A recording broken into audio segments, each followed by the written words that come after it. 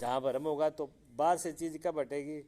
भी चीज़ तो गड़बड़ तो कहीं है और हटाएं कहीं, तो गड़बड़ तो बुद्धि में है ना, अंदर है। अब अंदर वाली गड़बड़ हटेगी तो बाहर की अपने आप ही हट जाएगी। जैसे हमारा बुखार हो जाता है, बुखार हो जाता है तो बाहर से देखते हैं शरीर गर्म हो गया। अब शरीर को गर्म हो गया तो ऊपर से ठंडा पानी डाल दें और तो फिर बुखार ठीक हो जाएगा? गड़बड़ हो जाएगा। पानी नहीं डालते, हम क्या करते हैं, बल्कि दवाई देते हैं। दवाई अंदर जाती है, अंदर से काम होता है, तो ठीक हो जाता है। जहाँ रोग हो इलाज वही होना चाहिए।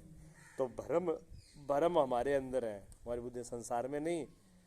भ्रम हमारे अंदर है, हमारी बुद्धि में है, उसी से संसार पैदा हुआ है ये, और उसी से संसार हट भी जाएगा। हाँ, बुद्धि अगर सही होगी तो बाहर कुछ नहीं रहेगा। ठीक है।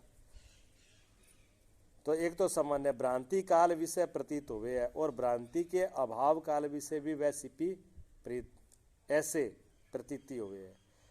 यहाँ ये इदमपना सामान्य अंश है, इसको आधार भी कहिए, ये उसका आधार है। सिप्पी ही आधार है, तीनों का कारण है। अगर उसको सिप्पी को हटा लिया जाए तो तीनों बातें खत्म। नील पृष्ठ तीन कोण युक्त सीपी विशेष अंश है। अब वह सीपी अगर तीन कोण वाली पड़ी हुई है और रंग भी उसका नीला है, कहते न्यून काल विषय प्रतीत होवे सो विशेष अंश है। न्यून काल विषय प्रतीत हुए सो विषय। जब अब तीन कोण वाली उसका आकार है और तीनों कोणों से जब दिखती है वो, और जैसा उसका रंग है, कलर है, तब तो विशेष रूप में दिखती है वो, तब तो स्पष्ट हो जाएगी। और भ्रांति काल विषय इन नील पृष्ठ आदि की प्रतीति हुए नहीं। जब भ्रांति होती है तो उसका सही रूप नहीं दिखता। किंतु इनकी प्रतीति से भ्रांति की निवृत्ति हुई है। जब इसकी प्रतीति हो जाती है, मतलब जब नील रंग और तीन कोण वाली है, तीन कोणों वाली, ऐसा उसका आकार है, ऐसा उसका रंग है, ऐसा ज्ञान होने पर भ्रांति हट जाएगी। फिर तो भ्रांति रहेगी नहीं, भ्रम रहेगा ही नहीं। क्या ये विशेष अंश है, ये उसका विशेष अंश है, इसी को अधिष्ठान कहते हैं। ये शास्त्रीय शब्द है अधिष्ठान, मतलब मुख्य जो उसका रूप ये है, जिसके आधार पर ये काम हो रहा है। जैसे छत खड़ी है तो छत का आधार क्या है? गाडर। गाडर के ऊपर खड़ी हुई है छत, तो उसका आधार गाडर ही हुआ ना, तो उसको आधार कहते हैं, उसी को अधिष्ठान भी कहते हैं। जिसके सहारे पर जो चीज़ खड़ी हो वही उसका अधिष्ठान है। वो सारा ही हटा दो वहाँ से तो ऊपर का तो रहेगा ही नहीं कुछ। तो रूपा आदि कल्पित विशेषंश है। जो विशेषंश है, रूपा आदि मैंने चांदी और कागज और अब्रक, ये विशेष है, विशेष रूप दिख रहे हैं ना। ये अगर सामान्य होते तो फिर दिखते ही नहीं है। तो ये कल्पित वैसे कल्पना से कल्पित रखा है इनका नाम, भी हमारी कल्पना से ही दिख रही है। अगर मन में बुद्धि में कल्पना हो रही है, जब वो दिख रही है, अगर कल्पना होती नहीं तो वो दिखती नहीं। क्योंकि पहले कहीं चांदी देखी हुई है, कहीं पर कागज भी देखा है, कहीं पर अब्रक भी देखा है, अब कहीं पर देखा है, उसकी कल्पना अंदर चल रही है, तो वो उसमें गड़बड़ कर रहा है ज्ञान उसका। रूपादि सीपी के अज्ञान काल विषय प्रतीत हुए है। जब अज्ञान काल में ये सब प्रतीत होते हैं, सीपी के ज्ञान विषय प्रतीति हुए नहीं। और जब सीपी का ज्ञान हो जाता है तो ये तीनों ही खत्म हो जाते हैं। इसलिए इसको कल्पित विशेषण कहते हैं। ये भ्रांति है, ये भ्रांति का कारण एक ये है। ठीक है, विषय वस्तु का ज्ञान नहीं होना और दूसरी वस्तु का आना। सिद्धांत जैसे अब अपने अंदर समझाएंगे इसी को। अभी तो दृष्टांत था, वो तो मैंने साथ ही साथ बता दिया, अब पूरा उसी को समझाएंगे। कहते हैं अधिष्ठान तो आत्मा है, ठीक है, आधार तो आत्मा है, क्योंकि इस आत्मा के आधार पर ही ये शरीर खड़ा हुआ है। इसी के आधार पर आँख, इंद्रियां, मन, बुद्धि काम कर रही है। इसी के आधार पर ही सपना आता है और इसी के आधार पर ही गहरी नींद आती है। अगर ये आत्मा ही ना हो फिर उस शरीर का क्या करोगे? मिट्टी का क्या करोगे फिर? फिर सारे भ्रम टूट जाएंगे ना। आत्मा के बाद भ्रम रहेगा कोई? भ्रम चला जाएगा। तैसे पर आत्मा जाती नहीं है कभी।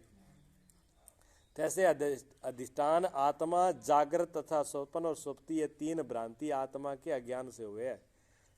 आत्मा के अज्ञान से ही तीनों की होती है, क्योंकि आत्मा का ज्ञान तो है नहीं है। इसलिए कभी अपने को जागता मानता है, कभी सपने वाला मानता है, कभी सोता मानता है। और जब आत्मा का ज्ञान होगा तो आत्मा कभी सोती है? आत्मा तो सोती नहीं है। और आत्मा नहीं सोती तो कौन नहीं सोते? मैं नहीं सोता। आत्मा को ही मैं कहते हैं। अब दो मैं हो गए, एक तो ये तीनों वाला, कदे तो कह जी मैं तो चांदी हूँ, कदे वह कह जी कागज हूँ, कदे कह मैं अबरक हूँ, अपने को मान लिया नहीं, कदे तो कह मैं शरीर हूँ, कभी कहता मैं जागने सोने वाला हूँ, कभी कहता मैं करने वाला हूँ। अपने को कई प्रकार से मानता है ये इसकी भ्रांति है। क्यों मानता है? क्यों असली का पता नहीं है। जब असली का पता ना हो तो नकली कई पैदा हो जाते हैं, ठीक है ना। और असली का पता हो तो नकली सारे भाग जाते हैं, एक तरफ हो जाते हैं। और जो परस्पर जो अधिष्ठान आत्मा के साथ व्यतिरेक है, अब आत्मा के साथ इनका व्यतिरेक है, तीनों अवस्थाएं बदलती हैं, यानी ये न्यारी है आत्मा से।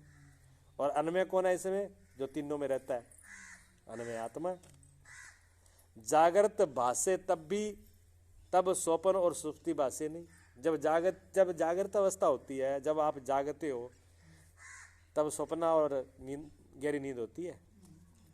अच्छा, जब सपना आता हो तब जागते रहोगे? तब जागते भी नहीं रहोगे और गहरी नींद भी नहीं होगी। और जब गहरी नींद होगी तब ना सपना होगा ना जागने वाला होगा। तीनों का सिस्टम बदल जाता है। हाँ, पर ये तीनों के तीनों अवस्था किस रूप में, किसके आधार पर होती है? अगर आत्मा ना हो तो ये तीनों रुकेंगी? नहीं रुकेगी, है कि भी नहीं रुकेगी, तीनों ही बदल जाएंगी।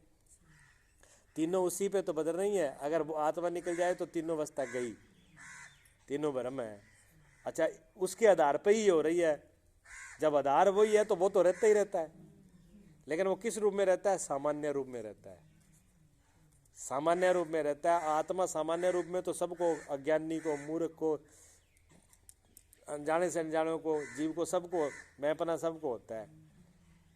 अरे थोड़ा बहुत ये इतना तो हर कोई जानता है कि मैं हूँ, और मैं इतना भी कहते हैं मैं मरूंगा नहीं, अंदर से ये भी कहते हैं मरूंगा नहीं। दुनिया मर रही है, पर से लगता है मैं नहीं मरूंगा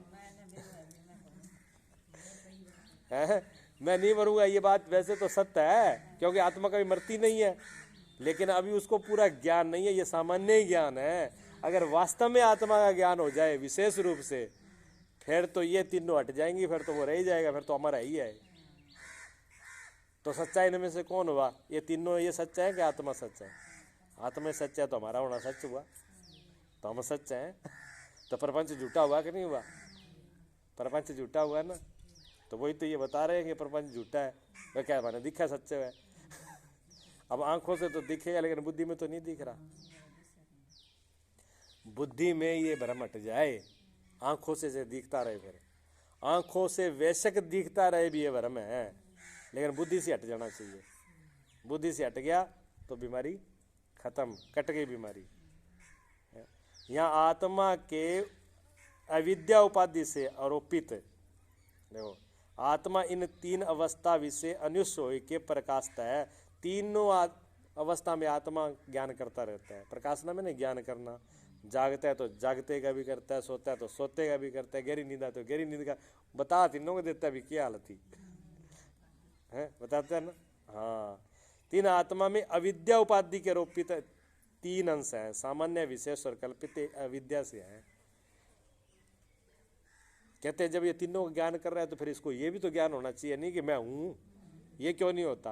कहते ये अविद्या के कारण। अविद्या कहते हैं अज्ञान, कहते इसी का नाम तो अज्ञान है, और क्या ज्ञान है? ये अज्ञान जब हट जाएगा तो फिर आप क्या हो जाओगे? ज्ञानी। और ज्ञानी हो जाओगे तो क्या हो जाओगे? आजाद, मुक्त हो जाओगे। फिर दुख और पीड़ा कहीं होगी नहीं। जागृत है, स्वप्न है, सुसुप्ति है, इस रीति से आत्मा का स्वप्नापना, भ्रांतिपना, ये सब प्रतीत होती है। भ्रांति की निवृत्ति विषय मैं सत्य हूँ। जब यहाँ की भ्रांति मिट जाती है तो कहते हैं मैं सत्य हूँ, और मैं चित्त हूँ, और मैं आनंद हूँ, मैं परिपूर्ण हूँ, मैं असंग हूँ, मैं नित्य मुक्त हूँ, मैं ब्रह्म हूँ। इस रीति से आत्मा के सत्यपने की प्रतीति हुए ते याते सतरूप सामान्य अंश है, ये उसका आधार भी है। ठीक है नहीं? अब इतनी बात होना चाहिए, मैं हूँ इनमें, ये तो सामान्य ही है, लेकिन मैं क्या हूँ ये ज्ञान हो जाए तब इसका समझ लो ये विशेष ज्ञान है आत्मा का भी, मैं क्या हूँ। अगर ये सही सही ज्ञान हो जाए फिर इसकी ये रट्टा खत्म हो जाएगा। मैं क्या हूँ कहते मैं तो सत्य हूँ, क्यों? मैं कभी तीनों अवस्था में रहता हूँ, मैं हमेशा ही रहता हूँ, मैं कभी मरता ही नहीं, मैं कभी सोता ही नहीं। फिर क्या मैं चित्त हूँ, मैंने चेतन में जानने वाला हूँ, क्योंकि मैं ज्ञान कर रहा हूँ। मेरे को नींद, क्या नींद में ज्ञान नहीं होता? तभी तो बता रहे हैं। और सपने में भी ज्ञान, गहरी नींद में भी होता है, उठ के बता देते हो। अगर कोई सोए गया हो तब चेतन ना होता तो फिर बताता कौन? तो उसमें चेतन भी हूँ और मैं आनंद भी हूँ। अच्छा, गहरी नींद में आनंद होता है कि दुख होता है? आनंद होता है ना। गहरी नींद में वहाँ कुछ नहीं, ना रसगुल्ला है, ना पतनो है, ना पति है, ना अच्छा है ना बुरा है, ना खाने को है ना पहनने को है, ना कोई वहाँ पर नाच गान है, ना कोई, तब भी आनंद है। कोई नहीं होता, अकेले होते। लोग सोचते हैं एकला में, एकला तो बोर हो जाते हैं, एकले में तो दुख है, एकला में तो पीड़ा है। दो चार हो बैठने वाले, बात करने वाले, तो गहरी नींद में कोई नहीं होता ना। जब कोई नहीं होता, हाँ, शरीर बिल्कुल हल्का हो जाता है, शांति आ जाती है शरीर, फिर सोचता है मन बुद्धि इंद्रियां सारी शांत हो जाती हैं। तो इसका मतलब वो आनंद कहाँ से आ रहा था? वही तो खुद कहना। तो उसको पूरे रूप से जान लेना भी, मैं सत्यचित आनंद हूँ और परिपूर्ण हूँ, मेरे में कमी नहीं है कोई। और असंग, मैं असंग हूँ। असंग मैंने मैं न्यारा हूँ, भले कितने ही साथ में हो तब भी मैं अलग हूँ, कभी इनके साथ मिल ही नहीं सकता मैं। शरीर के साथ कितना ही उसको जोड़ दो, दिन और रात कभी एक हो सकते हैं? नहीं हो सकते। धूप और छाए, प्रकाश और अंधकार अलग ही रहता है। तो ये शरीर तो अंधकार में है, मृण में, मिट्टी का है। अब मिट्टी और चिन्ह में चेतन को कैसे, एक जड़ है, एक चेतन है। कितना ही एक करो तब भी एक नहीं होगा। कितना ही शरीर ने पिट्टो मैं फिर शरीर तो मेरा भी वो बदल लाग रहा है, जान लाग रहा है, ये बदल रहा है, जा रहा है, बचेगा नहीं, शरीर रहेगा नहीं। तो शरीर की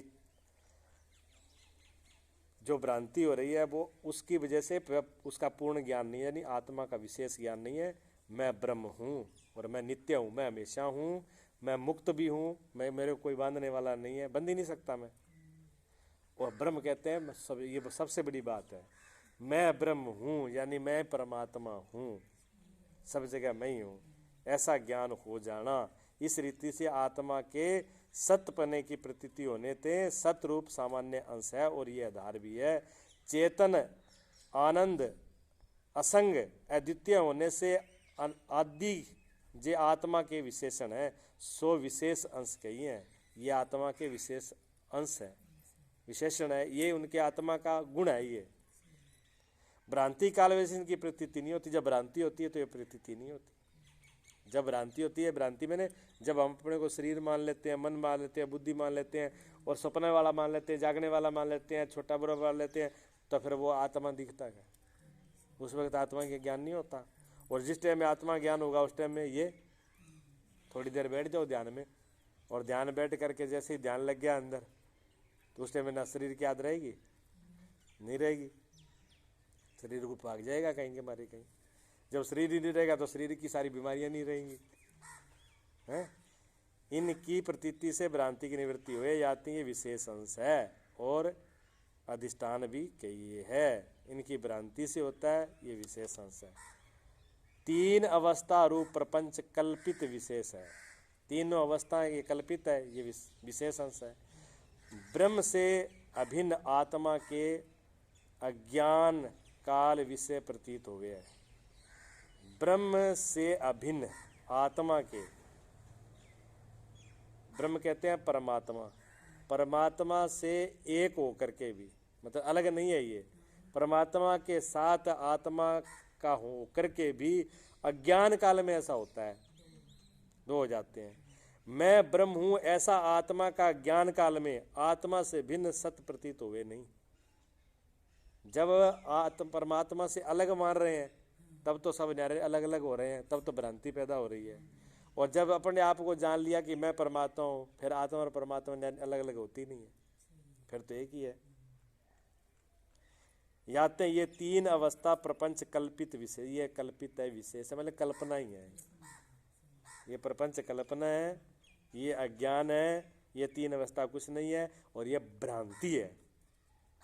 इस रीति से ये तीन अवस्था आत्मा विषय मिथ्या प्रतीत हो गए, ये झूठे ही हैं।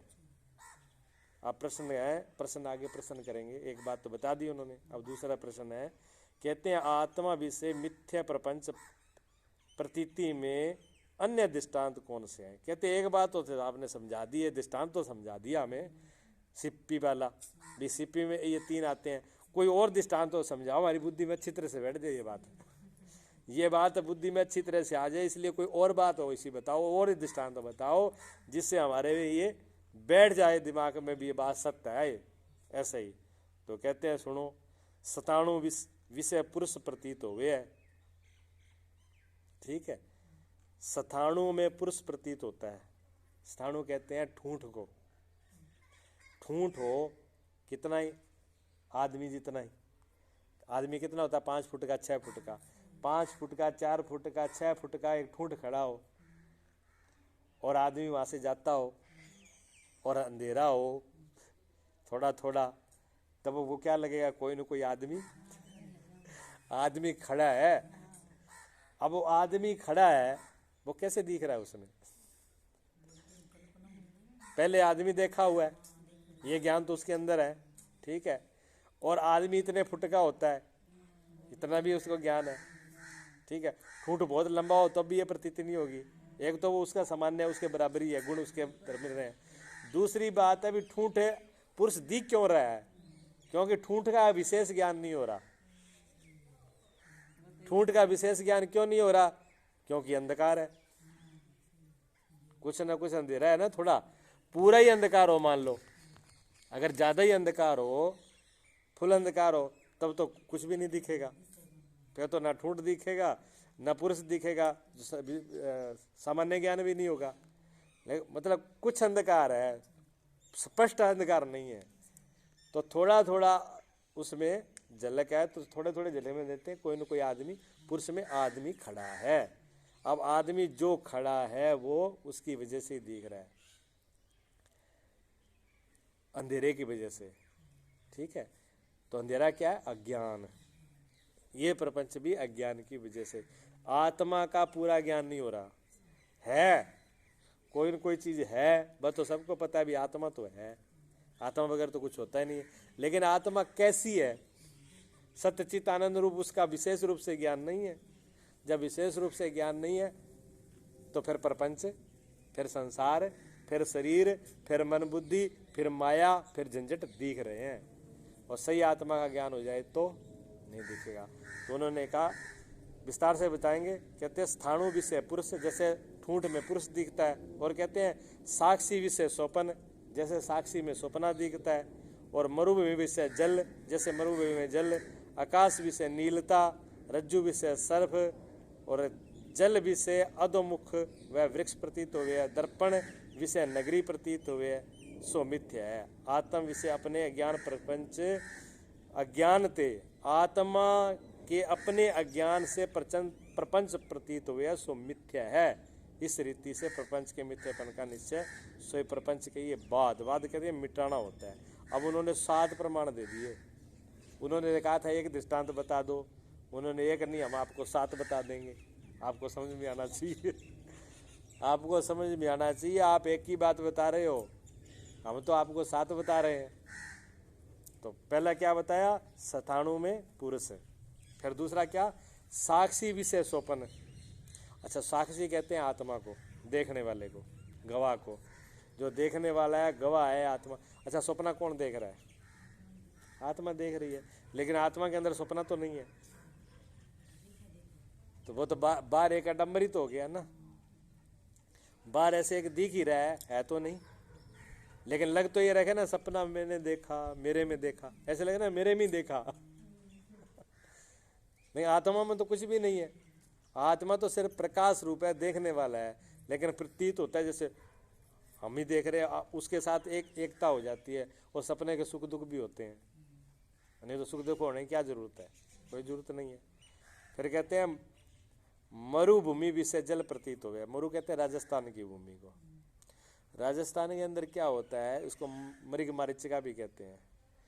जब पूरी दोपहर की जेठ मास का महीना हो और धूप पूरी तपती हो और जब सूरज की किरणें पड़ती हैं तो टिब्बों के ऊपर ऐसे मालूम पड़ता है जैसे पानी है। पड़ता है ना, पानी होता तो नहीं होता नहीं है, फिर भी दिख रहा है। अब होता नहीं है, दिख रहा है, क्यों? ब्रह्म है कि विशेष रूप से तो ज्ञान नहीं हो रहा है कि रहता है, सामान्य रूप से हो रहा है। तो हिरण की आंखें भी कहते हैं आदमी जैसी होती हैं। तो आदमी में तो ज्ञान है, तो वो तो भागता नहीं उस पानी के लिए, वो तो समझ जाता है कि ये पानी मुझे दिख रहा है नहीं। और हिरण को ज्ञान नहीं होता, ज्ञान नहीं होता तो वो क्या करता है, वो भागता है और भागते भागते प्यासा मर जाता है। बस आदमी की यही हालत है, संसार में भाग रहा है पानी के लिए। पानी कौन सा? आनंद, सुख, अमर, मेरे में कमी ना रहे, मैं परिपूर्ण हो जाऊं। दिन रात कमाता है, काम कर करके सोचता है सब कुछ मैं महान हो जाऊं, मेरे में कोई कमी रही नहीं, मैं सब कुछ जान लूं, सब कुछ पालूं, सबसे बड़ा मैं हो जाऊं। लेकिन संसार पे थोड़ी हो पाएगा। ये तो टिब्बों में भाजने जैसी बात है, रेगिस्तान में भाजने जैसी बात है।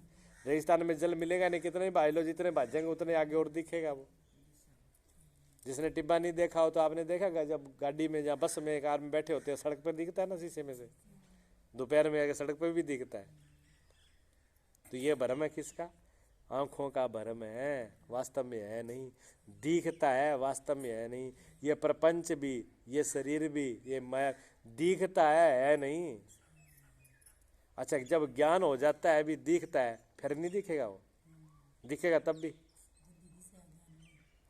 अज्ञान में भी दिखता है, और ज्ञान होने के बाद, ज्ञान होने के बाद में जल दिखेगा कि नहीं दिखेगा? दिखेगा। ज्ञान होने के बाद भी दिखता है। हिरण को अज्ञान है, उसको दिखता है, आदमी को ज्ञान है, दिखता तो दोनों को ही है। लेकिन फर्क क्या है? एक भाजता है, एक नहीं भाजता।